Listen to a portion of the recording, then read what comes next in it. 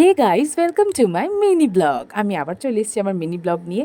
তো তোমরা আগের দিনকে দেখলে আমার অ্যানিভার্সারি আমি কী করে সেলিব্রেট করেছি। এর পরের দিনটা আমি আর নিতে পারিনি, কারণ প্রচণ্ড টায়ার্ড ছিলাম। আগের দিনকে প্রচুর খাটাখাটনি গেছিলো, যদিও লোকজন বাড়িতে না এলেও দেখবে নিজেদের জন্য করতে গেলেও প্রচুর খাটনি যায়। তো কালকে দিনটা আমি রেস্ট নিয়ে নিয়েছিলাম, আর আজকে ছিল বুধবার। তো আজকে মনে হয়েছে অনেক দিন একটু ঘরকে পরিষ্কার করা হয়নি, যদিও আগের সপ্তাহ না তার আগের সপ্তাহে করেছিলাম, বাট এটা আমার একটা আদাতে দাঁড়িয়ে গেছে ঘরকে পরিষ্কার করে রাখা। মানে কাজ না থাকলে বাইরে যা হয় আর কি, ঘরকে সবসময় টিপটপ রাখা, বাচ্চাকে টিপটপ রাখা। আর যদি তোমার বাচ্চাকে দেখার মতো ঘরেতে লোক থাকে, বিশেষ করে তোমার শাশুড়ি মা শ্বশুর যদি ঘরে থাকে, মানে আর কি সর্বক্ষণ নাতনিকে নিয়ে থাকে, তাহলে তো বাচ্চা দেখার থেকে বড় কথা তোমার এইসব কাজেতে মন বসবে বেশি। তো যাই হোক, তারপরে একটুখানি তাকিয়ে টাকিয়ে দেখলাম চতুর্দিকে একটু ঝুলো ময়লাও হয়েছে। তো সবটা তো আর বড়, মানে এটা তো আর বড় ভিডিও না যে সবটা তোমাদের দেখাবে। সবটা দেখাতে গেলে প্রায় 2 ঘন্টা কেটে যাবে আমার করতে, এটা মোটামুটি 2 থেকে আড়াই ঘন্টা লেগেছে। তো প্রথমেই দেখো আমি এখানে শুরু করেছিলাম একটুখানি কৌটো বাউটাগুলোকে নামিয়ে একটু ধরছিলাম, বিশেষ করে মানে বিস্কুটের কৌটো, মশলার কৌটো, তারপরে ঝুড়ি ঝাড়া ছিল যেগুলোর মধ্যে আমাদের সবজি থাকে পার ডে। তারপর এখানে দেখো তোমরা বাবাকেও দেখতে পেলে, কারণ বাবা হঠাৎ করে মাঝখানে এসে বলছিল তোমার তো সাবান শেষ হয়ে গেছে, পরিষ্কার করে দাও, আমি তোমাকে একটু হেল্প করে দিই সাবান টাবান ঢেলে। তো আমাকে আর বয়ে বয়ে গিয়ে বাথরুমে গিয়ে আর সাবান আনতে হয়নি, বাবাই এসে আমাকে একটু হেল্প করে দিল। প্রত্যেকটা কাজেতে বাবা মা দুজনেই আমাকে হেল্প করে। ওদিকে রুহি আর মা ঘুমোচ্ছিল, আর এই সুযোগ ছিল আমার ঘরটাকে একটু ভালো করে ডিপ ক্লিন করা। তো কিছুই না, মশলাদানিগুলোকে ভালো করে পরিষ্কার করলাম, মশলা, তারপর কিছু গ্রসারি বাবা এনেছিল সেগুলোকেও ঢেলে ঢুলে রাখলাম। আর ইভেন ভেতরে তাকটাকগুলোকে আমি একটু পরিষ্কার করেছি, একটু ভালো করে বাসন টাসনগুলো যেগুলো পড়েছিল সেগুলোকে, মানে ধোয়া ছিল কিন্তু আমি আরেকবার একটু ভালো করে ধুয়ে নিলাম, ছুচিবাই হলে যা হয় আর কি।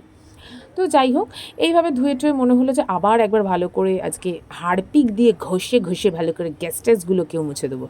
তো এইভাবে প্রথমটা বেসিনটাকে চকচক চকচক করে নিলাম। বেসিন চকচক করার পরে আমার সাইডেও এক বেসিন ছিল, সেই বেসিনকেও আমি পরিষ্কার করলাম। তো 2 বেসিন মিলে আমাকে বললো যে থ্যাংক ইউ দিদি আমাদেরকে এত সুন্দর করে সাজানোর জন্য। আমি তো মানে মুগ্ধ হয়ে গেলাম তাদের কথাটা শুনে।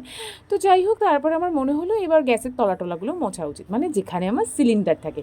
এই কথাগুলো তোমাদেরকে আমি গল্পেতেই বলছি, কারণ তোমরা ভিডিওতে দেখতে পাবে না, আর ভাববে যে শর্টকাটে মেরে দিয়ে হয়তো মেয়েটা চলে গেল। বাট আলটিমেটলি না, সবটা সুন্দর করে আমাকে করতে হয়, না হলে আমার পেটের ভাত হজম হয় না।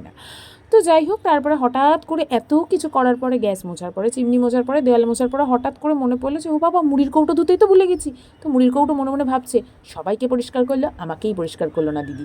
তো যাই হোক, আবার মুড়ির কৌটোকে ল্যাংটো ফ্যাংটো করে নিয়ে গিয়ে তারপর ভালো করে তাকে ব্রাশ আর ছোবড়া দিয়ে ঘষে ঘষে ভালো করে চকচকে চকচকে করে দিয়েছে। বিশেষ করে চকচকে হয়েছে জানো তোমরা, আমার ঝুড়ি সুন্দরীরা, উফ, দেখার মতো হয়েছে। যদিও তোমরা দেখলে হয়তো বলবে এটা তো পরিষ্কারই আছে, বাট আমার কাছে মনে হয় যে একদমই পরিষ্কার নেই। ঠিক আছে, তো ভালো করে করলাম। আর এই স্বভাবটা আমি বলে দিই, বিয়ের আগে আমার একদমই ছিল না। বিয়ের আগে আমি প্রচণ্ড ল্যাদ করছিলাম, এক গ্লাস জলও গড়িয়ে খেতাম না। আর সবথেকে বড় কথা, আমি বাইরে চাকরি করতাম, শিলিগুড়িতে থাকতাম, আসতাম মায়ের কাছে 10 দিনের জন্য, আবার চলে যেতাম, কারণ ওখানেই থাকতাম। ওখানে যতটুকু যা গোছগাছ করতো একটু একটু ছিল, মানে একটু ওখানে ধুলো দেখলে আমার শাশুড়ি মা যেমন এমনি করে হাত ঘষে দেয়, সেটা আমি অবশ্যই করি না। কিন্তু আমি ওনার থেকে যতটুকু দেখে শেখা আর কি, ততটুকুই শিখেছি। মানে মোট কথা, দেখলে তোমরা বলবে যে হ্যাঁ ভাই ঠিক আছে, পরিষ্কার আছে, গোছানো আছে, দেখে নোংরা বলবে না। তাও এখন আমি অর্ধেক কিছু করতে পারি না, কারণ আমার ম্যাডামের জন্য আমি কিছু করতে পারি না, আমাকে একদমই করতে দেয় না। ওনার নোংরা করাটা বেশি সুন্দর, সুন্দর করে টান টান চাদর পাতা টান টানভাবে পরিষ্কার করা। এই যে রান্নাঘর দেখছি না চকচক করছে, কিছুক্ষণ বাদেই এখানে এসে উনি টয়লেট করে দেবেন, কিছুক্ষণ বাদেই এখানে এসে উনি বল ছড়িয়ে দেবেন, ওনার খেলনা ছড়িয়ে দেবেন, ওনার যাবতীয় যা আছে, পারলে চিত হয়ে শুয়েই পড়ে। তো যাই হোক, টান টান করা চাদর যখনই উনি দেখতে পান, ওনার চাদর তুলে মনে হয় চাপা দিয়ে শুয়ে পড়ি। বাইরে যদি 47 ডিগ্রি তাপমাত্রা থাকে, তখনও মনে হয় গায়ে চাদর দেওয়াটা খুবই দরকার। রোদের মধ্যেও শুয়ে দিলে একটা পাশে যদি চাদর পড়ে থাকে, তখনও মনে হবে চাদর দেওয়া তার দরকার। তো যাই হোক, এই স্বভাবটা মনে হয় ওর দাদুর থেকে পেয়েছে, কারণ আমার শ্বশুরমশাইকে আমি প্রায় দেখি চাদর চাপা দিয়ে শুয়ে, ইভেন ওর বাবা অলসো, মানে মিস্টার সমৃদ্ধ দাস। তো যাই হোক, আমার এই কাজটা করতে কিন্তু টোটাল 2 থেকে আড়াই ঘন্টা লেগেছে। আশা করি তোমাদের আমি ভিডিওর আগে বললাম, জানি না।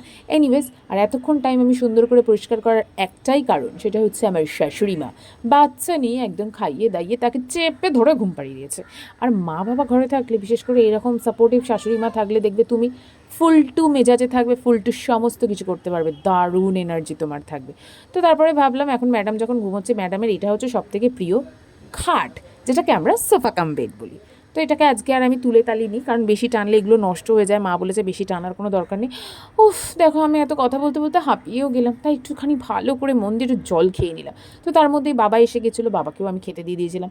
ইভেন সমৃদ্ধও এসে গেছিলো, সমৃদ্ধকেও একটু খেতে টেতে দিয়ে গেছিলাম, কারণ ওরা দুজন বাবা এখন সকালের দিকটা দোকান যাচ্ছে, সমৃদ্ধ একদম সকালবেলায় চলে যাচ্ছে।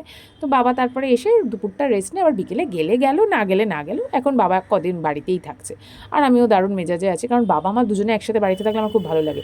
সমৃদ্ধর সাথে যত না আমি গল্প করি, যেহেতু দেখো আমরা দুজনেই ইয়াং, নিশ্চয়ই স্বামী স্ত্রী, এখনও গল্প করব, রোম্যান্স করব, এইসব চলে না এখন আমাদের মধ্যে। যতটা আমি মানে ইয়ার্কি ফাজলাম আমি আমার শ্বশুর শাশুড়ির সাথে মারি, ওরা এতটাই ফ্র্যাঙ্ক। সিরিয়াল দেখা বলো, বাবা একটু সিরিয়াল দেখতে ভালোবাসে, তো যাই হোক, টিভি দেখতে ভালোবাসে, আমরা এরমভাবে কাটিয়ে দিই। তো এই দেখো আমার কথা বলতে বলতে অর্ধেক কাজ হয়ে গেল, কত গল্প তোমাদের সাথে আজকে করে নিলাম। এই এসি মহারাজকে মুছতে গিয়ে আমার একটা সমস্যা হয়েছে, এসিটাকে যতবারই মুছতে যাচ্ছি ততবারই ধুলো লেগে যায়। তারপরে আমি কাপড় চেঞ্জ করি, কাপড় চেঞ্জ করে বলি তুই যদি এবার ঠিকঠাকভাবে পরিষ্কার না হোস, তাহলে আর আমি আর তোকে পরিষ্কারই করবো না। তারপরে এসি মহারাজ বললেন, না দিদি, আমি ঠিক করে পরিষ্কার হয়ে যাবো, আমি আর আপনাকে ডিস্টার্ব করবো না। তো উনি চকচকে হয়ে গেলেন। তারপর আলমারিকে মুছে ফেললাম, আলমারি দাদা আমাকে একটুখানি মুছতে গিয়ে একটা পাল্লা এরম করে খুলে দিয়েছিল, আবার আমি সেটাকে টাইট করে বন্ধ করে বললাম চুপ করে বসবি, নাহলে আমি চানই করাবো না। তো যাই হোক, এইভাবে আমার আজকে কাজ শেষ হলো। ও বাবা, কাজ করতে করতে দেখি আমি তো ফ্রিজ আর ওয়াশিং মেশিনই গোছাতে আর মুছতে ভুলে গেছি। তারপরে আবার এই দুটোকেও ভালো করে আমি চান টান করিয়ে পরিষ্কার করে চকচকে করে দিয়েছিলাম। উফ, আমার যে কি শান্তি হচ্ছিল। ঘরের ঝুলও কিন্তু ঝেড়েছি, তোমরা সেটা দেখতে পাওনি। হোম থিয়েটারও পরিষ্কার করতে হয়েছে, আর মায়ের ঘরেতে সবটা আমি করতে পারিনি, কারণ দুইজন মহারানী ওখানে ঘুমোচ্ছিলেন। তো যাই হোক, এই ছিল আমার আজকে সারাদিনের ভিডিও। এই করতে করতে আমার বেলা 2টো বেজে গেছিলো। সকালবেলা উঠে তো অলরেডি আমি স্নান করেছিলাম, তারপরে আবার আমাকে ফ্রেশ হয়ে স্নান টান করে একটুখানি জল টল খেয়ে বসে আরাম করে ভিডিও এডিট করতে লেগে গেছিলাম। তো চলো, আজকের মতো এখানেই টাটা, আবার আসবো তোমাদের সাথে নেক্সট ভিডিও। আর অবশ্যই ভিডিও কেমন লাগলো আর গল্প কেমন লাগলো জানিও কিন্তু কমেন্টে। টাটা।